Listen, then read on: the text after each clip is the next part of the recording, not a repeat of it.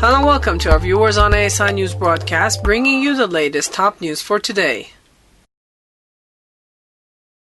Power shift in U.S. Senate brings sterner tone to foreign policy debate. The Republican takeover of the U.S. Senate will bring a tough new tone to the debate over Washington's foreign policy, with lawmakers expected to use their new clout and power over the budget to promote a more interventionist foreign policy. While leaders of the Democratic majority Senate mostly backed Barack Obama's international goals, Republicans plan to pressure the White House to take a tougher line on Iran, Russia, and the Islamic State fighters in Iraq and Syria. After Republicans who already controlled the House of Representatives won a majority in the Senate on Tuesday, two of Washington's most vocal foreign policy hawks, John McCain and Lindsey Graham, came in line to chair two key Senate panels. McCain, who has advocated a more robust response in both Ukraine and Syria, will lead the Senate Armed Services Committee, which oversees military policy. That includes a say in the budget, giving him a strong lever on policy. Graham is due to chair the Senate Appropriations Subcommittee that controls the State Department's budget and can withhold or grant aid to foreign governments. Tennessee Senator Bob Corker, in line to be chairman of the Senate Foreign Relations Committee, is known as a consensus builder, but he has backed a sterner policy for Syria and lamented what he sees as a lack of communication with lawmakers by the Democratic White House, which could mean more hearings. The Foreign Relations Committee has the power to approve or reject Obama's nominees for ambassadorships and top State Department positions before they face a full Senate vote. The Senate's power shift also could have a big influence on deals the administration reaches with other countries. An early opportunity for the Republicans to flex their new muscle will come with the agreement that Obama is trying to negotiate with Iran by November 24th to curb its nuclear program. To reach a deal, Obama must be able to convince Tehran that Washington will lift sanctions. Republicans who worry that Obama will make too many concessions are talking about turning the screw on Tehran and imposing yet more sanctions. Democrats and Republicans are at odds about when to vote on a new authorization Obama wants for his campaign against Islamic State. Democrats want to vote before they hand over power in January, while Republicans want to delay until then.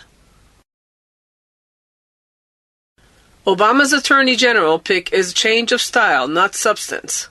Barack Obama on Saturday picked Brooklyn federal prosecutor Loretta Lynch to be the next U.S. Attorney General, signaling a change in style but a continuation of the law enforcement priorities the administration has pursued. If confirmed, Lynch, 55, would be the first black woman to serve in the post, bringing with her a family history that stretches back generations to great-great-grandparents who were slaves. Obama said he hoped the Senate would not delay in confirming Lynch, who he said had distinguished herself as tough and fair in her two stints as the U.S. Attorney in the Eastern District of New York. Lynch would replace Eric Holder, the first black Attorney General, who has held the job since Obama took office in 2009. She was among several candidates Holder had recommended to succeed him. Obama's selection of Lynch is a departure from his tendency to put candidates with whom he has a long personal history into top jobs. It is the first major personal change he has announced since Republicans won control of the Senate in congressional elections on Tuesday. Holder said in September that he planned to step down.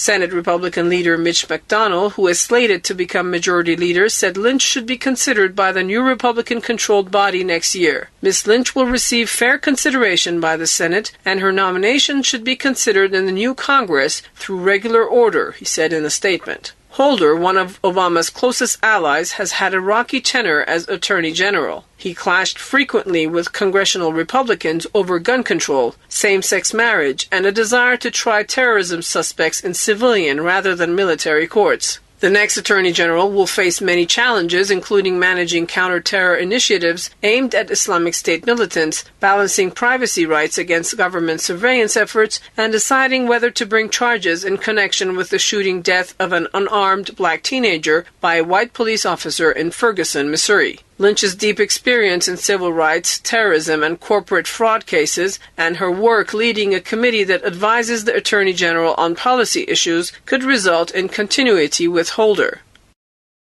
And those were the latest top news brought to you from the American Studies Institute from Tehran. Thanks for watching. You can also check for more news on our website at www.asipress.us.